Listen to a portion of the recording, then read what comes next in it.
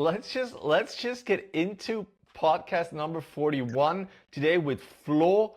He's a waterman, and wherever you go in Switzerland or not, if it's windy, Flo is there, and he's doing crazy freestyle tricks. He's enjoying himself. He smiles at you, and he helps you. The first time we met, Flo, I didn't know your name, but you helped me with my jibes, with my tacks, so that was super helpful. And actually, when I was thinking about maybe starting a podcast, I wrote you on the train. I was like, would you be so kind to come on our show if we ever were to make a podcast? And you said yes, and I was like 3/4 of a year ago, so a very long time ago, and finally we can do it. And we have a lot to talk about, Flo, today. I want to talk about your lifestyle, about how you organize yourself, because you're on the water all the time when it's windy.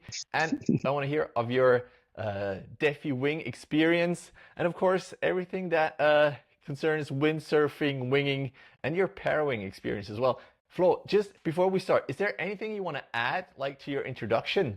Something important that listeners need to know? That's a very, very good introduction. Thank you very much, Matt and Gael, for the invitation. Well, we didn't manage it before because you're quite busy with your podcast, doing a good job. So finally, you have a spot. Me have some time. There's no wind. I'm very happy we changed the appointment from this weekend because we had a crazy weekend here in Switzerland. Yes. We were like on the water Thursday night, Friday, Saturday, Sunday. So it's like very, very special for Switzerland, right? And we were on the water the whole day. So that was So cool. you were from Thursday to Sunday, you were on the water. Yeah. Friday to Sunday. Yeah, exactly. Friday morning, I woke up Michi. He was also on your show already. And he came extra down already on Thursday night because I told him, yeah, I think the wind is going to be good only Friday morning. So let's make sure we go early on the water. And I ring him up at 6 o'clock in the morning. Hey, let's go. Do you have a special line that you can call him? Like, I know he's a dad and he has a very young kid, but you must have like a special connection to him so you can call him that he knows, all right, it's windy, I need to go. I mean, especially here in Switzerland, the community is so big. So I think whenever there's wind, everybody is reachable or not reachable because we're already on the water.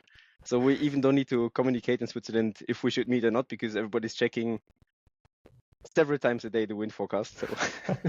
Where were you on the weekend? Was it like Neuchâtel all the time? Yeah, like Neuchâtel, we have a little mobile home, like a little beach house there on a camping place. So we're always on the spot. So as soon as there's wind, I can be as quick as possible on the water. I don't need to unscrew my stuff. It stays all ready. So nice. I don't miss any gust, right? That is really cool. But I mean, you have a lot of gear, right? What do you bring? Like on the weekend, did you do everything? Did you go windsurfing, winging, parawing? Did you do everything or just like winging? Yeah, this weekend was really a bit special. I would wish that every weekend would be like this. Especially Saturday, Sunday, Monday. I've been starting with Michi with wing foiling, and we have been just equipped with the new wings from Ansys, the Topspin Ace. So we have been just unpacking them brand new, being careful with our jumps because we don't want to slice them up the first time. And suddenly Michi came up with the idea, hey, what about the Parawing? I said, yeah, let's try it. And we just made a little break. That was our breakfast break. After 2 hours on the water, we changed material, and at 8 o'clock we went upwind. That was really cool for Michi actually. He was on the wing foil still. Actually, me, I stayed on the wing foil. We went upwind, like I would say 5 kilometers upwind. Michi was working hard to go upwind with his Parawing because the wind picked up quite much.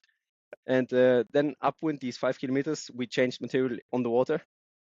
So I took his Parawing and he got the wing. Yeah, that was a nice service. Actually, so the whole story is funny because it was my first experience. I stayed on my freestyle board. I took a bigger wing. That was the Ansys Infinity, just the bigger one. I think 1,130, something like this. And we went upwind, and I tried with my freestyle board, which is really short, the MB board. And I said, well, okay, you give it a try. The gusts were quite strong. So maybe it would lift me up with such a big foil. And indeed, it just lifted me up the first try. How much wing did you have? How big was the Parawing?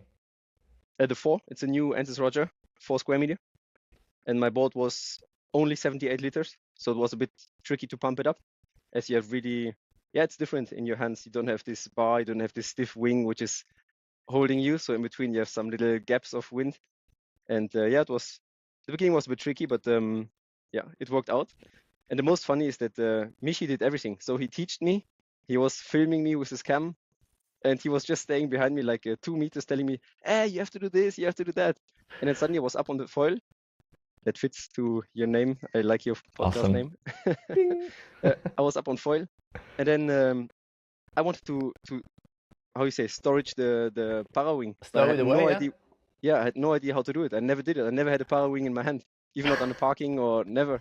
So I thought, okay, I just grab it somehow, and it's so funny because I had my 360, my GoPro with me, and you just see lines in front of the camera, and I try to stow it somehow, and but yeah, it worked somehow. It looked a bit funny. I will drop the video soon, but yeah. And then he gave me advice from just 2 meters behind me.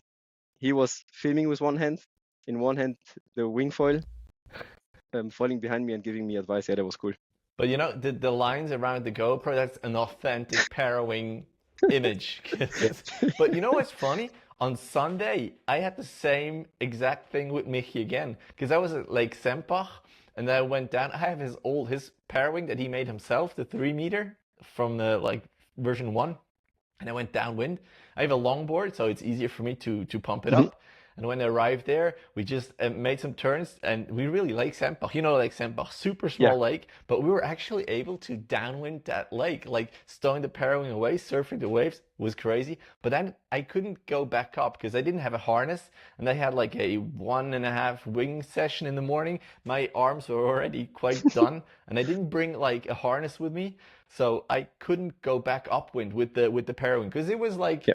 maybe what was it, 22, 25 knots of wind, so too much for me really, without harness. And then I put the Parawing like inside my life jacket, and he lent me his wind wing, Yeah, yeah. and I went upwind with his wing. So it's kind of the same story. Mickey's Same. just there for us. That's so cool. He's going to open a business. He's making an upwind taxi. But on the water, not shuttle like road shuttle. That's terrible. Yeah. And then actually the weekend continued like this. After we stayed again on the wing foil. And then Monday it was still Sunday was still the whole day wind. Much longer than expected. So normally it's always the opposite. They announce wind till 1 o'clock, but actually it stops already at 10 or at 11. So everybody's disappointed. And everybody was rushing like, yeah, they say it's windy only till midday, 1 o'clock. So let's rush, let's enjoy. And actually the wind stayed non-stop till 5, 6 o'clock in And the it got evening. That was, stronger. yeah. It turned a little bit west and then it got stronger. It was really, really good. Our spot was looking like there were, honestly, I think there were 50 kites, 50 wings, 10 windsurfers. It was great. How was the seaweed situation? It's fine still now. It's All right, good. really no problem yet. It will Not though. yet. And then funny enough, Monday it continued. We had no wind anymore, but everybody was here. Many were sleeping in their camper, and we were pump foiling. And Nice. I went to the dock. They made a new dock. I think you heard it already in Port Yeah. in Lake Neuchâtel. And actually, there were 5, 6, 7, maybe till 10 guys doing the whole day pump foiling, and everybody was making like a few rounds and then saying, "Hey, my legs are totally dead from the last 3 days." And yeah, that was a good weekend. Yeah. A very good weekend. So we're all in already. That's super cool. And now it was a weekend. Obviously, that was helpful for me to get on the water. But for you, it doesn't matter that much. I feel like whenever it's windy, it doesn't matter the day, you're on the water. And I want to address that real quick. How do you organize that? What kind of job do you have where you can be as free as you are? Yeah, that's true. But I'm saying very clearly, work hard, play hard. That's really, really, really important. I'm a wood engineer, specialized in wood constructions. So I'm working in the office, calculations, statics, and so we are working for projects, for very big projects. So I'm not having any projects which need to be ready in 5 days, you know. So we have like big projects, several weeks time to organize this, and I'm trying to work in advance to be able, if in case there's wind, to quit earlier. But as soon as there's wind, the project is not finished. I'm in the office at 5 o'clock in the morning, so I still have time in the afternoon to surf. Very nice, very cool. And was that when you applied for that job? Did you inform them that That's how you work. That's so funny. It's written in my contract. If it's windy, I don't sign here. So actually, we're joking always. Actually, I should keep the same contract and moving somewhere like south of France or Hawaii. Every time there's wind, I have off. 2 hours work week. Or to you, you have a good. You're in Cyprus, right? Yeah, not at the moment, but yeah, in Cyprus we do get good wind from pretty much, May until September. Yeah. Yeah.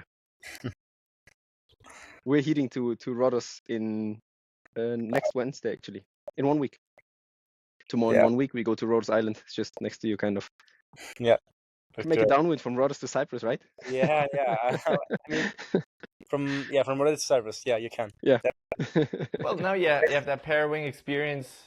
Sure, let's. You can do it now. But so you're on the water here all the time. Then you have Rhodos, and you have like family members there or something similar. Can you tell us about that? Yeah, exactly. We go regularly to Rhodos, actually, as minimum once a year, as much as we can, because it's the brother of my wife. He's running the pro center there. He has a windsurf school there, which is of course now since 4 years also fully into wing foiling, as it's blowing up like crazy. And I guess soon it's going to be parawinging. I don't know how you can do it in schools, as you're based in one spot, but maybe you can arrange with some taxis or I don't know what. But the wing foiling picked up very much there. And Gael, you know what? It's like he just said, it's from spring, late spring, the whole summer on. It's everyday wind, thermal winds, and of course you can have big days like 30 knots, but most of the time it's easy conditions. Let's say, 20 knots. It's perfect for windsurfing, easy windsurfing, and for wing foiling is all day long. Yeah. I'm in the water at 6-7 in the morning. Then I'm making a break at 9 for breakfast, and after I'm going back on the water there. All day, every day. But you're not working there as an instructor. You're there on vacation. I've been working there actually. That's how I met my wife. I've been working there for 2 years as a windsurf instructor. Unfortunately, winging was not on that time, and that's how I got in contact there. How I met my wife. Then we moved to Switzerland, and now we go back every year to visit the family there. Yeah. Also, it was no surprise for her that you're on the water all the time. Yeah, actually, it's the opposite. The whole family is supporting 100%. That's very nice. They know this sickness, this addiction of wind sports. Well, let's get into that then. I think we just lost Gael, but he's gonna come back. So you have Rhodos, where you go on vacation. What else do you have planned in a year? We're gonna talk about the Defy Wing that just happened. What else do you have planned for the year? Actually, a plan for the year most of the time is just being able to go on the water whenever there's wind, wherever there's wind. Most of the time, of course, in Switzerland, all around, as we're based in Bern, is quite close to every lake we have here in Switzerland, apart Silvaplana, that's maybe a bit further. I've never been there actually, so maybe this weekend is going to be the first time for me. Really? As there's the Entis Engadin wind.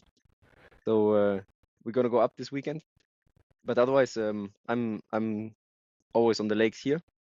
Once a year we go to Rhodos, and then once a year we make another trip, of course for wind and waves. But that's really depending on the spots, on the time of the year when we go, and that's always spontaneously. All right. So what I learned from this now is that whenever I have a job interview, I need to put in my contract that if there's wind, I need to be able to like take off and maybe like work later or before. That's good to know. I noted that down. That's cool. When you go to Lake Silvaplana, I heard that the lake is 7 degrees. It's really cold. You're gonna bring your wetsuit, and when I look at your Instagram, you are affiliated with MB Boards and Saurus as well, and Ensis. How did that Saurus thing came to play? That was very funny. Actually, I'm working with Saurus together. I'm very happy about it since 1 year, 1.5 years now, and I've had already Saurus before, and I got to know them through the internet. I was looking for a new wetsuit, just reading about it, and actually I like the idea very much that they use this ecological neoprene, that they use the shells, the oyster shells, instead of limestone. and I like the idea very much. So I just bought a Saurus, and that was 5, 6 years ago already. So my niveau was not that high. That was just in the beginning of my wing foiling sports, let's say, as I was only windsurfing, and we're not windsurfing that much in Switzerland. And then came up the whole foil story. So I was windsurf foiling after windsurfing because I couldn't stand anymore on the beach waiting for wind while all the kiters or wind foilers were having fun, and me, I was still waiting for 5, 6, 7 knots more. And I gave it a try, this windsurf foil. And I liked it very much. It was really fun. We spent so much time on the water, even in the summer, in nice weather. You could go on the water, you could train, and the same time your niveau was getting better as you spent more time on the water. And then one more step was the wing foil stuff coming up, and then I could train even more. And also in wing foiling, for me, it felt much easier to make freestyle moves than with the windsurf foil gear. It felt for me like a little bit difficult to make windsurf foil freestyle, and also the crashes are not very nice. So as soon as I touched the wing foil gear, I felt free. I could jump, I could turn, I could do a lot of things, which felt easy. Then I just needed to practice to land them, to have all my tricks on lock. And I became better, and I started to apply for some team rider partnerships. And of course, I was so surprised how good those wetsuits are working. So I tried to get in contact with them, and it worked out. And yeah, bring a good one to Silplana, that's for sure. Are you gonna take Yeah. part in the races as well? They started today, right? The Yeah, wing the foil long races. distance one, yeah. Yeah, exactly. But they have also like fun races and also freestyle competitions. I mean, fun competitions. So yeah, on the freestyle will take place, and yeah, I'm looking forward. First time for me up there in Engadin. The whole team from Answers is there. Lots of people again doing the same sports like at the Defy Wing, and yeah, I'm looking forward. So when you go to Lake Silplana, you do this freestyle tricks. You said before, or when you started, you didn't have the level yet. Maybe we can talk, or you can tell us about your like upbringing in sports. If I recall correctly from the Foil Life podcast, that you were a soccer player as a kid, and a good one at that. So that certainly helped that you have good coordination. But when you say my level was not that high, what did that mean? Because, I mean, it always depends who you compare yourself to. Yeah, that's true. That's true. But I mean, first of all, I haven't been really active in social media. I was not focusing on making pictures, taking pictures, or yeah, I was trying to lens tricks or make cool moves, but I haven't had anything on video, on photos, or yeah, video were even more difficult because I was not landing my tricks, so you cannot really make videos. While I learned, I think my first video, which was quite cool, was my first try learning the front loop in windsurfing, and that was in Lake Uri, you know, when there's the very strong mountain wind, and actually I thought if I don't try something today new like the front loop, I will never try. So now I do it, or I will stop actually. And I tried in 40 knots the front loop, and it was my first kind of video, which was quite cool, and it worked out because it was so many hard crashes that people liked it.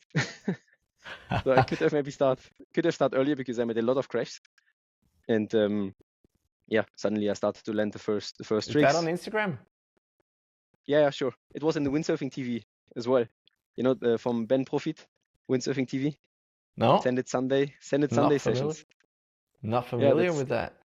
that's funny. Send it Sunday sessions. That's many videos from all over the world. People are sending in their videos from their crashes, from their trial and error, and it's a quite funny video. I don't know if he's still doing it, but regularly every Sunday he put out one video of Send It Sunday sessions, and I've been in there. And actually, he was more surprised by my wife being behind the camera because she's making funny noise when she's filming me, seeing me to crash so hard. She's like, "Oh, no, ah!" So yeah, he was laughing about this. That helps a lot. All right. Well, here I see you falling off. All right, we're gonna go through your Instagram, and maybe we can link it as well, or just like show it for all the people who are watching. But let's Sure. talk about a front loop, because I was in Fuerteventura as a younger, let's say man or maybe older boy, whatever. And I took one class once, and I wasn't sure if I do the air jibe or the front loop. And then I was kind of scared. I still am pretty scared. And then I said, all right, let's try the air jibe. And the other guy said, no, the front loop is easier. You just need to take your balls and put them up here and then do it. It's Would you exactly agree? this. Yeah, it's exactly this. Actually, because I was kind of frustrated, every time before a session I said, okay, today I'm going to try something new. The front loop, the back loop, whatever. Today I try something new. Then I was on the water and it's like, I don't know. Maybe next time. Maybe in 1 hour. I don't want to break my gear. Let's see. And then this time I was so frustrated that I said, no, you have to do it now. Or you break yourself or you break your material, but today you have to try it.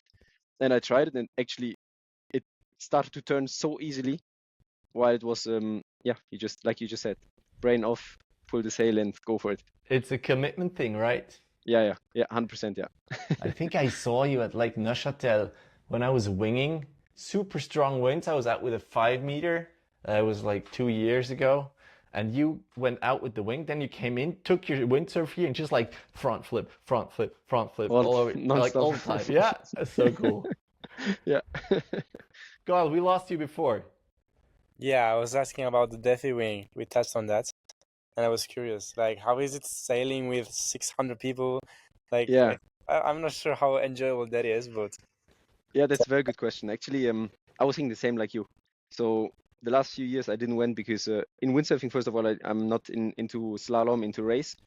So in wing foiling, I thought, okay, the difference is maybe not that big between race gear and freestyle gear, and I don't need to be a professional in racing. So I would just give it a try. We have a very good friend who is living down in Le Cat. It's just like half an hour from there, and we anyway organized with her that we spend 2 weekends to her or 2 weeks to her. And the same time it was the Defy Wing. So I said, hey, why not give it a try? We've been there with the team from ANSYS this year, and I went just for a try. And then I got some race equipment, but just like 1 week before. And of course, in Switzerland, there was no wind to train. So I trained 1 day, 2 days before. 2 days before the first race, I had some wind in Le Cat, and I tried the first time the race gear. What was I that? said, okay, What gear was it? just a longer mast, 95 centimeter, and a 540 square centimeter front wing from ANSYS. Also How the was that? Maniac. Was that easy for you? I was thinking like with my 85 kilos, it's going to be very hard to make it come up. But as there's always this tramontane so strong, Yeah. 30, 35 knots, it's going to be no problem. But actually the wind was quite friendly there with us. It was not that powerful. And also the 540 was super easy to pump it up. It was really going well. We had sometimes like 20, 25 knots. I was still on a 4.550 wing. Okay. And it was not so difficult. It was really, I was very surprised. And yeah, it has a great speed. And the But, long mast? Yeah, 95 centimeters, yeah. How is that, like having a longer mast? Yeah, that's kind of necessary. But I was maybe not used to enough because the pro and also the really good racers, they're really surfing with their foil just like 5 centimeters under the water surface. And me, I was still on the freestyle modus, like nicely 20 Safety centimeters. first. Yeah, safety first, don't crash. So yeah, maybe I lost some speed here. But it was a super great first experience. We're sure that we're going to go back next year. And also, like I just said, I'm not trying to motivate people, but when people are asking, yeah, I don't know, how is it for me? It's really for everybody. And at the end, the results, they really don't count. Even the pros, they're just so easy there. You talk to everybody. It's a super nice atmosphere. Big shout out also to the organization there. Not only on the beach, also on the water. There's a huge security on the water. That's also very impressive to see. And because the wind is offshore, right? Yeah. So if you have a problem, it brings you out on the ocean. So they have to make sure that there's a lot of security. And one experience was quite, we have been finishing our last race. There was How many in the days were you racing? Was it like 2-3 days and one race a day, or how was that organized? Yeah, it was 3 days. 3 days of racing. We arrived the first day and we had 2 races. The second day we made 3 races a day, and the last day 2 races again, as there was the prize giving in the afternoon. And How long each is the race? Yeah, Yeah, each sorry. race was going about the first one like 32 kilometers, and then after they went forward to make a 50 kilometers race. Wow. Wow. So there was yeah, but it's amazing. It's really amazing. The vibes are good. It's really a nice atmosphere. Everybody is stoked before and after. So that's I like it very much. It's really really cool. And actually, when the race was over, I mean the whole event, all the windsurfers came up. So the parking was full of wing foilers, which were still there. Windsurfers coming up already. And actually, the windsurfers, they were a bit unlucky. It was not that much wind this year for them. But the first day of their event, there was no race organized for them. They just made spontaneously a fun race. So even the windsurfers came on the water, and we were still on the water, not competing, but still having fun on the water. And I went out with my wife. She's not wingfoiling yet, not yet. Good. And she was on the windsurf, and we went out together. And suddenly we just made a break. We sit down. We watched all those windsurfers. We could not see the beach anymore. It was so many sails. It was Wow. really impressive to see. And we sit on the board, just having a little chat. And honestly, not 30 seconds after, there was a jet ski next to us. Hey guys, everything fine with you? Just for Okay. security reason. All right. Yeah, Nice. it's impressive. It was really, really well organized. From the shops, the food, the security on the water, big party afterwards in the evening was amazing. So, Gael, you have to also try to go there next year. It's really amazing. I'm actually thinking about going because a friend of mine went. He's a little better than me, but we still both are quite amateurs. Um, but he said it was a super experience as well. But I want to go into your experience more because you said you had that small front wing. Did you use a especially long tail for more stability? What stab were you using? Can you tell us about that?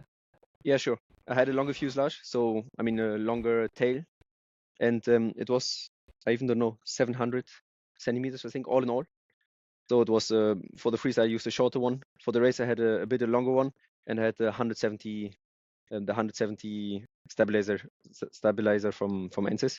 Mm-hmm. All in all, the foil was not feeling that much difference to my freestyle gear, as it was really smooth and good to control. It was really not like before I was thinking, but I'm not used to this. I cannot do it. I never tried it, but actually it was really really fine. It's just the way how you surf it, I think. And also, as you said, your friend is a bit better than you, or you better than him. Honestly, it doesn't count there. It's All just right. about the fun on the water. That's so cool. But we talked about like being scared. And if I imagine, like, first of all, the start looks scary. You want to be in front because when you're in the back, sometimes people weren't even able to get on foil because the wind was so bad after the first ones. But the ones going full speed behind that boat after the rapid start, that they just crashed after they hit the wave of the boat, that looks so scary. And if you have like hundreds of foilers focusing on themselves, they're probably going to run you over. Weren't you scared at all? Well, that's a funny story also. Everybody was talking about this as it was my first try, my first year there. The first start, I thought exactly like you. Oh man, I have to be careful. Should I be upwind, downwind? Should I go further downwind? But there's all the pros, so should I stay in the middle? Should I go upwind? I don't know yet. So actually, I just try to hook on the time to check the time, what time the boat is leaving, because you have a 60 minutes countdown. And I was really ready, and I prepared myself in mental and let's go for it. It's going to be fine. And like 30 seconds before the boat started, my harness broke. So actually, I was not afraid, but I was thinking so much about this start. So my harness broke, and I was thinking like, okay, are you going to do now 32 kilometers race without harness, or do you run back to the beach, losing 5 minutes and trying to catch back? So if I break, it was my first race. If I break my arms now, just going without harness, That's no, terrible. The you whole run back week to the then. beach. But you had to walk a little bit because the beach is quite shallow. So you had to walk into the water like 100 meters maybe. So I foiled back all the way to the beach, trying to not touch the floor, unscrewing my boom, putting a new harness line, going back on the water. The boat was gone already. Everybody was gone. And I just started myself totally easy. So That's that good. was That's a good easy. first race. Yeah. And so I started totally alone. I was totally disturbed, totally annoyed, and negative mood. But actually, they stopped the time. You have like a GPS tracker, and they stop the time as soon as you pass the starting line. Your time is counting. Ah, But I didn't know nice. this before. Yeah, so you're anyway making your race for yourself, let's say, Okay. and we were like 590 who take part of this race. And the first race, when I started 5 minutes later than the other ones, I became 250, I think. So I was saying, okay, it's still in the better half. That's okay. That's so nice. Because, well, for the first race, that wasn't an issue, but maybe for the second race, because we know from pump foiling, but also from winging and now downwinding, when you are in the track of someone else's foils and mast, it is super hard to control your foil. How is that with winging? Is that a little less because you have like pressure on in the wing as well, or is it the same thing? And imagine if you have 550 in front of you, then the water is going to be super hard to manage. Yeah, that's true. I feel the same when I'm just surfing for fun here, but I think there in Defy everybody has kind of a small front wing, so Okay. maybe it creates much less turbulences. I haven't seen think about it very much, but as you mentioned it now, I think there's less turbulences. The the most difficult part I had was really when you was everybody starting together or taking somebody over, or you get taken over. It's more the turbulences from the wing in the air, but not the front wing in Yeah. in the water. That's more disturbing because you're like full speed hanging in your harness and somebody's passing you or you pass somebody downwind. Um, then it's really creating turbulences from the wing in the air, and that's more disturbing because if you're at 54 kilometers an hour and there's suddenly a little change, you might That's crash. crazy. That's crazy. Yes. What kind of wind wing were you using? Like a special double skin whatever thing? No, we had the new topspin Ace. We blow them up. You can put more pressure in there. We blow them up quite strong, and it was working very fine. We were not using double skin, and yeah, it was very working very well. Very nice. But if you would want to win, you would have to ride a double skin. I mean, the top riders for sure they're using a double skin. I'm not sure if all the top riders are on a double skin actually. I think it's very much about the technique, about your riding your foil. That's really more important than having the power from your wing, I think, because the wind is blowing normally quite strong, and if you're on a 4 meters square meter wing, I'm not so sure if this is making a big difference. Was there a guy with a Parawing I saw online with a big Yeah. Yeah, Parawing sure. attending the race? And Yeah, sure. Actually, yeah, there were two actually, and actually it was insane because Well, the top Balz was riders, they one were of them. Biles was also one of them, of course, yeah. But I think the one you were talking about also was the one who even win the race. He win the first race, and actually we said afterwards it was like a little discussion there, and I think they also started a little discussion in Instagram and Facebook, like like a votation. Does it count for wing foiling or not? And it was like a kite with short lines. Actually, it was really a yeah, kite with low lines, and was impressive because even if it doesn't count for wing foiling, but his speed was impressive, really impressive. He's not even going with the top riders. He was just passing them like nothing else. That's crazy. But yeah, so I'm going. I think that anyway, soon is going to be the Defy Kite, Defy Wind, Defy Wing, and Defy Parawing. That's going to pop up for sure. All right, very nice. But you're gonna keep going with the wing. We will see. Open for everything as soon as I can go on the water. Very But nice. I wouldn't do the pump foil Defy. 52 kilometers pump foil Defy. That would be too crazy. Well, there's probably just one who can do it anyway. But let's talk about like the second or third race. Were you trying to get in front on the line? And then my next question would be like where you jibe. How difficult is it there? Because yeah, you have to like lift your wing to see if anyone is lying there, and you have to go around them, or is it just like, all right, they're able to jibe anyway, and I'm gonna go for it. But I've been trying out a different technique. The second run I made it a bit. All the top riders they're starting quite downwind in the start at the rapid start. They start directly behind the boat, and then more you go upwind, less people there are. So the second start I was starting in the middle, kind of, and was actually fine. I was trying to really catch the boat just behind, and the turbulences from the boat you just have to be a bit careful, but it worked also. Again, because of the foil, it's so stable that you don't feel it that much actually. And then after I went even the next race, I went further downwind with everybody together. That was a bit scary, it's true. especially if they're really, really close to you. You even don't see the boat coming, as there's so many people downwind. You just see wings, and you see that they're going to speed up. They speed up. They speed up, and you don't know where's the boat, and you don't know when is it coming. So you just go for it, and suddenly, just like 2 meters in front of you, is the boat passing in with 40 knots. So yeah, it's a Wow. bit tricky, but it's a nice. Once you have done it, it's like it's fine. It's really fine. Of course, I hope there's no. You always hope there's no bad crash. I was not in a crash involved, luckily, but then it's fine. Once you did it that close to the boat, it's very fine. And It's then the really jibe, cool. I saw some videos of people who went into the jibe, and as they were going for 25 kilometers or 20 kilometers one way, then your legs are so sore that you don't really are flexible enough to jibe. Was that the same with you, or was that no problem? I was lucky with my jibes because that's where I could catch up the most places, kind of. I was just taking a lot of distance, and you have to jibe around two buoy. So I made a huge turn around the first one, cut into the second one, and that's how I gained some places, how I win some places, and luckily I didn't fail. That's most of the time the most important, that you just don't crash. Otherwise, it's directly 50 people passing you. But it's also true that after, because it was long distance races, after this 10 kilometers, it's already quite sorted out. So you don't need to imagine, Nate, that you make the jibe with 500 people.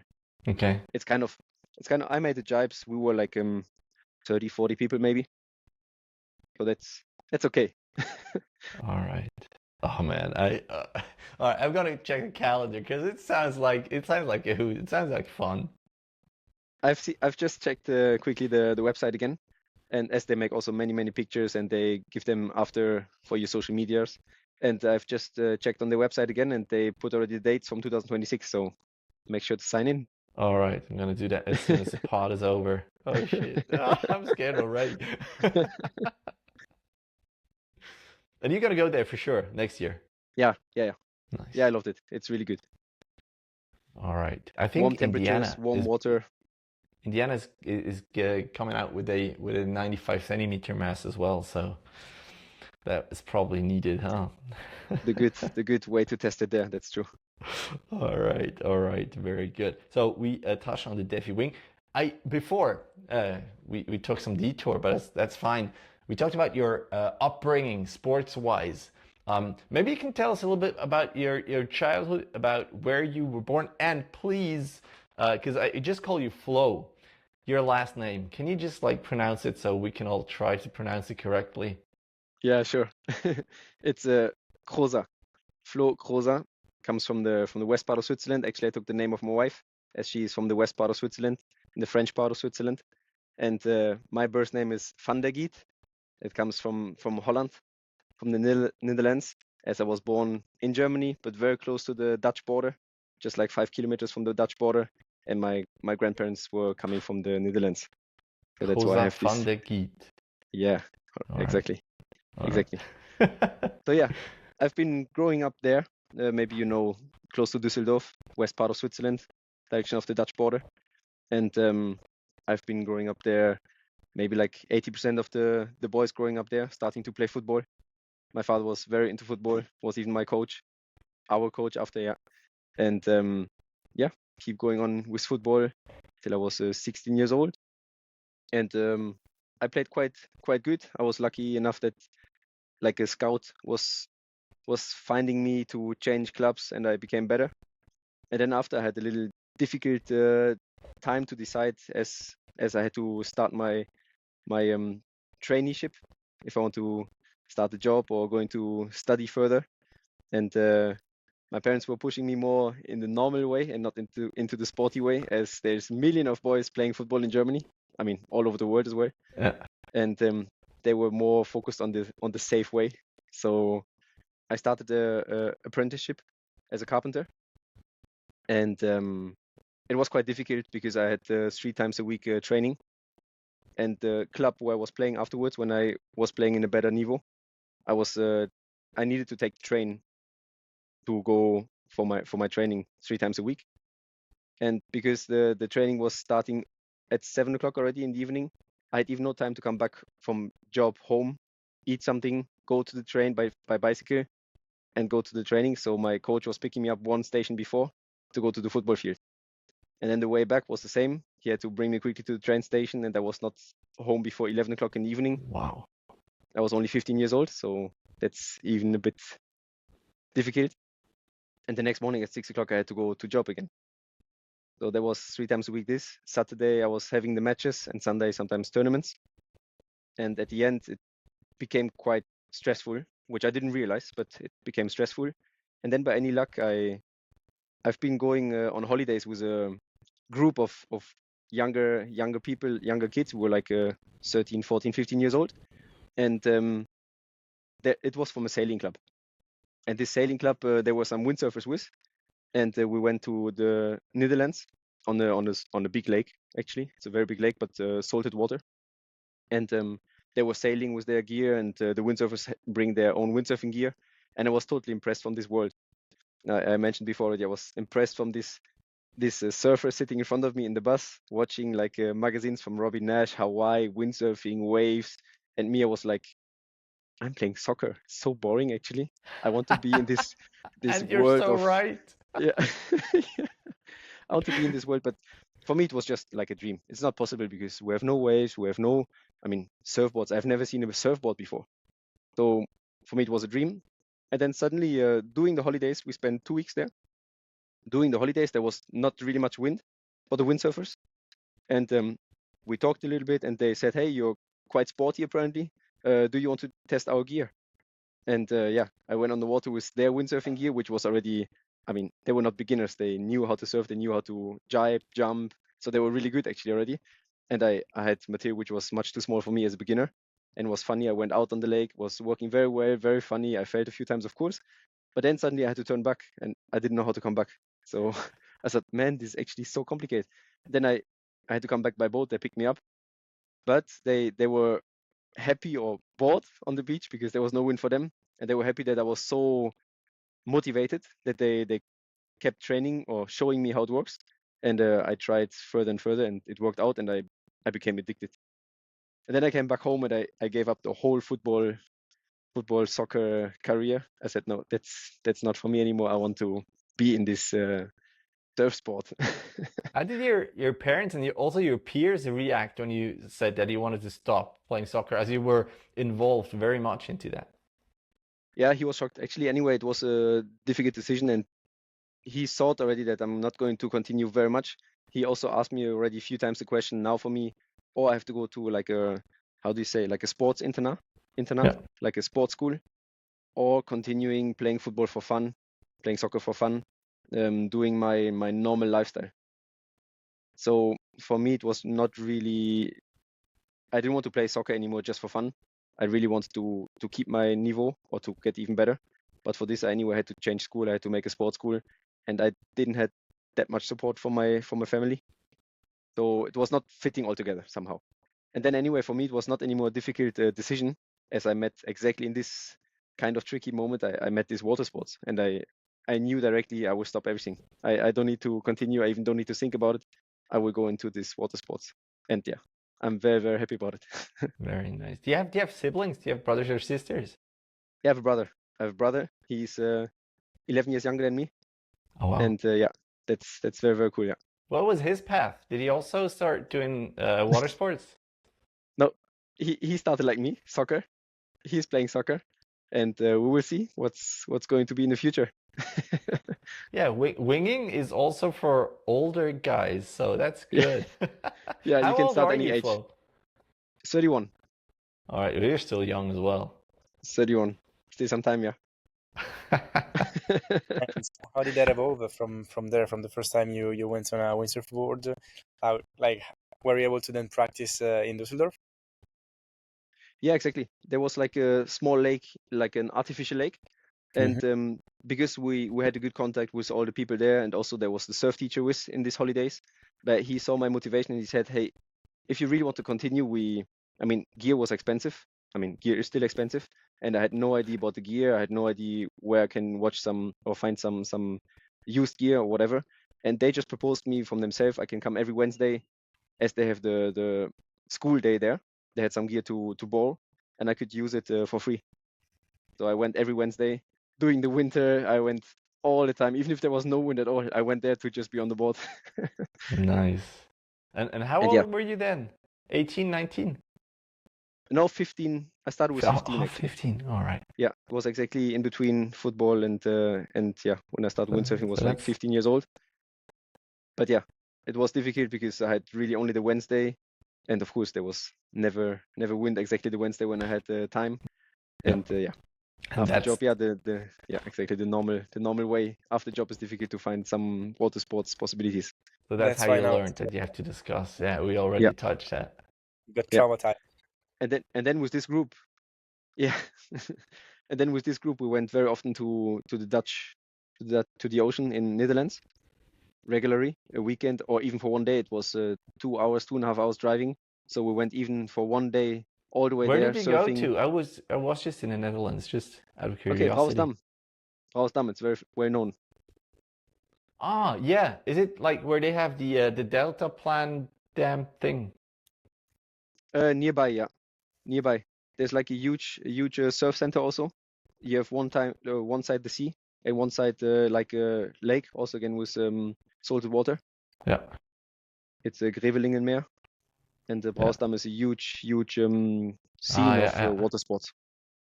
Yeah, Ah, we went there all the yeah, time. cool. Very nice, very cool.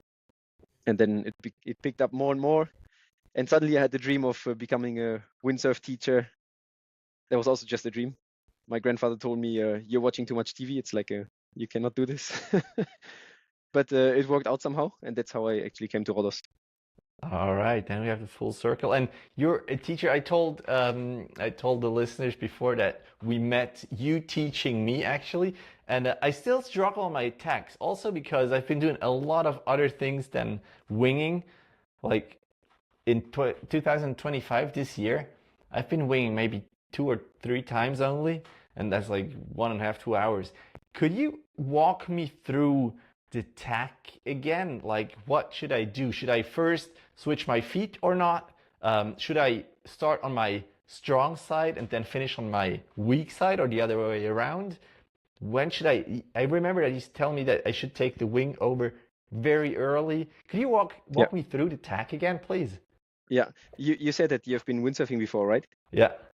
Yeah, it's I see this very often also in the jibe or whatever, jibe or tagging. The windsurfers they're doing a little bit wrong. As in windsurfing, you try to hold the sail as long as you can. You try to keep the power as long as you can to stay powered up to make the jibe. And in wing foiling, actually, it's the opposite. You can throw your wing behind you very, very early to don't have any pressure in the sail. Just focus on your foil to turn around. So actually, I think I gave you exactly this tip when you were jibing, right, in Portable when we Yeah. met. I saw you trying to jibe and you were holding your wing all the time. And actually, I just told you, let it go first. Just do the jibe with one hand, let the wing go, and focus on the steering of your foil of your board. And it worked out directly. And actually, in the tag, it's the same thing. I would start with your strong side as you feel comfortable. Also, if you can ride switch already comfortable in switch, you can also start with switch as it's easier to bring the wing Yeah. behind you and you're directly in the right position. But it's all about speed. You have to take up some speed. And then really, when you start to carve in, you really have to throw the wing directly behind you. You should not wait having power into your wing or hold it into your wing, because then you're too late. Everything needs to be quick. You can throw the wing just behind you, start to turn, and very important, grab the wing directly again and put it in front of you.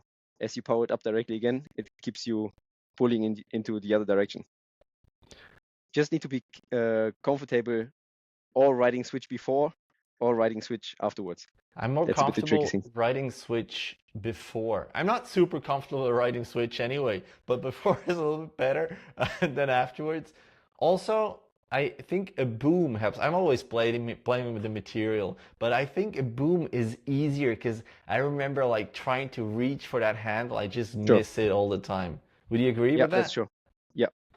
As soon as I had the first top spin with the boom wing, I didn't want to touch anything else anymore. While I still have an old 4.6, I think everybody knows it. It's more tape than anything else because I'm trying to do all my first try jumps with this one because I don't want to break my material. And this one still has soft handles, and it's true. I don't like it at all anymore. It's so comfortable to ride with a boom. The rigid handles are also the same style. It's very cool. But I like the boom because you can just grab it everywhere. Even if you make a little mistake, you want to, like you just said, you want to catch it, you can catch it anywhere. You can grab it anywhere. It's just a little less handy when bringing it somewhere. That's true. You have to unscrew it. Oh, you have to unscrew it. Yeah, I Oh, unscrew it always so no. I can bend my wings, storage them Oh away. shit. More But it fits in the foil bag. All right. And then you have a bear in the background. The dog is always coming with you. Taika. Okay, she's eating something, but she will come back after. All right, so nice, so nice. Yeah, it's our bear. Are you gonna continue with the Parawing? Yeah, sure. First I was a bit like not so motivated because first actually it started all with this downwind subfoiling. I think it's cool, but Can you do it? as I never tried it. I even never tried it because I really don't like the way that we have to take the train while there's wind to lose 20 minutes a day not being on water. This doesn't work for me. So really, we've been in Yvonand. It's a spot in Lake Neuchâtel again. When there's the bees, it brings nice wave there in the south of the lake, and everybody was like stand-up paddle downwind, and of course it's cool. It's cool videos. You surf the waves. You have free hands. That's cool. I mean, you just have a little paddle. But very often the wind is shifty. The waves were not that good, and they were like struggling to go up on foil. And I think like no, when we have wind in Switzerland, it's not that rare. But I mean, I would like to have wind every day. So for me, it's even rare if it's twice a week. And I thought, no, I'm not going to lose any minutes trying to pump up or to paddle up and trying to or go back up by train. So I was skipping a little bit this stand-up paddle foil. I can imagine very well when you're living close to the ocean, you have some swell without the wind coming. You can paddle out, surf the waves. This I could imagine, but I'm so sticked on this wind sports that I skip this stand-up paddle downwind. Even if it looks cool, even if I would, I should have maybe tried, but I never had the occasion to. And then now this weekend, Michi came with the idea, let's give it a try for the Parawing. And it was funny because I went already upwind afterwards. We went downwind this 5 kilometers back to where we started, and I could go upwind again. Of course, also the evolution of the material, because there's so many Parawings coming out now from every brand. And yeah, this new Roger was feeling for me very, very comfortable in my hands. I could try directly to go upwind, was powerful, it was working very well. So this I could imagine that you have the Parawing, surfing down, going up again, surfing down again, but I would never take the train. All right, but let's imagine like there's no wind. You're in Port Alban. You did some pump foiling, maybe, as you do sometimes, but then yeah, maybe it gets boring a little bit. Would you then like try to flat water paddle up? Would you do that? I don't think so, because then you're flat water paddling up and pump foiling actually. Yeah, You know, but just to know if you were able. Are you not curious if you're able to do it? As a challenge, yeah, that's true. That could be should be correct. Yeah, I should try it out. I will try it out All just right, for the challenge. good. So when we go there and there's no wind, because we're gonna All do we're gonna do like a spot review of Port Alban as they made this dock especially for pump foiling. You have to, I think it's like $50 a year you pay, then you can use it all the time, which I think is absolutely fair.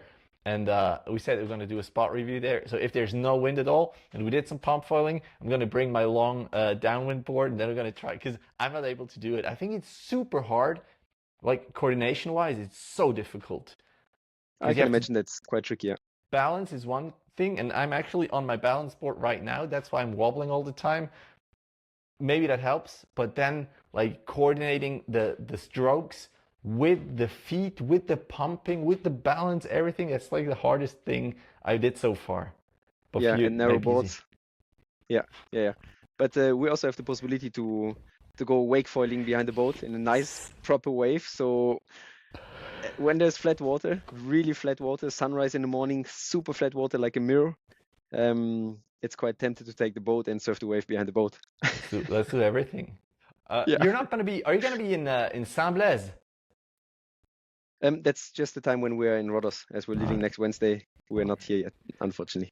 In July, we talked about the Parawings and the comfort and the V1 of Ensis, the Roger. flaps the tips in when it's overpowered or when I'm overpowered. The version 2 should be better. I'm gonna test. I have like 6 different kinds of Parawings, brands of Parawings that I can test in summer. I have the D Wing from Flow. I have the Ozone. I have 2 plumes actually that I will be All able right. to test as well. The new Roger. What else? The BRM, the Kanaha. So I'm gonna try different Parawings to see which works best for an average rider like myself. You're not in by any chance in La Plana in July? We can arrange it. Because usually it's windy there. Yeah, sure. Yeah, that's true. But we can arrange it. But also, we have quite good winds coming also in the evening in Lake Neuchâtel during the Yeah, the summer. Joron. That's true. That's true. Hmm. Yeah. So you can As work soon as all it's day warm, and then there's in the some evening. little, yeah. Depends what kind of size of foils and wings or power wings you have. But I think it should work also there. Yeah, definitely. Is that But something? Sorry, go ahead. when I tried the first time now, it was really feeling so comfortable. Just like I said, the pumping up first was a bit strange because I had like nothing in my hands. Yeah. So the strokes, when you pull it up, Yeah, it was pulling. yeah. But when you let go, it was no power anymore. So that was Yeah. a bit strange. But I tried like half an hour, and after we were going downwind, so that was really fine and really feeling very, very comfortable. And I really think it's cool that when you hold it in your hand, it's really light. You have Yeah. less in your hand than the wing. So that's Sure. really appealing. Yeah, sure. And I tried to plume, I held it on the beach, and that was even better because you had that stability while it's still being super light. So it's exciting. And do you think it's really the same feeling going downwind as we say No. we have free hands? No, Yeah. definitely not. Yeah. Definitely Yeah. not. But well, I'm gonna have to try. I'm gonna have to see what happens and like build my own opinion about it because you hear so much. And I remember I was a windsurfer and I saw kiting. I was like, that's sorry, bull crap. I'm not gonna do that. And then I did it. It was fun. Then I saw wingers. I thought I'm never gonna do that because that looks stupid. And then I did it, and it was super fun. Same with the Parawing. And I just stopped saying that things are stupid just because they're new, True. and I want to embrace it and try it out. Now there's material for everybody. We make everybody come onto the water. Really? Yeah. Yeah. But I'm still not sure about the motor. Have you tried foil drive at all? Yeah, I've tried it actually. That's funny also. We've been not this February, the year before, we've been to the Master of the Ocean. Was a little fun competition also. That was really, really cool. We've been there with Edelweiss and the foiling team from Switzerland. And there was one day no wind at all, and still really nice waves, especially out there in Cabarete, out on the reef. There were some really nice waves coming, and the reef is deep underwater. You cannot touch it with the foil. Depends where you are, but there's some nice places where it's kind of safe. So there was one guy, he's living there half of the year, and I saw him cruising all the time around, catching some waves, and it was quite new, this foil drive. And I went to see. I just wanted to see actually the foil and the foil drive, the machine. And he said, "Oh yeah, it works like this, like this, like this. Go ahead, take my material and go for it." So I had like I don't know, half an hour time to try it out. And he said, "Yeah, I don't know if the battery is still holding long, so try a little bit and we'll see." And when I just had the hang out of it, when I knew how it works, the battery was empty. I said, "Oh no, that's a pity." So I came out and he said, "Well, I have 2 more batteries. Let's change it." So he gave me his 2 new batteries, and then I was like 2 hours surfing around, catching some waves. And the cool thing there was really that you have some waves coming over the reef, and you're surfing nonstop. Yeah, I think it's really fun, it actually. depends on the use case, really. If it's windy, I would not use the foil drive. I used it like a couple of weeks ago when I was in the Netherlands as well at the Markermeer. Just trying to surf the wave to find the bumps because I had a shorter board.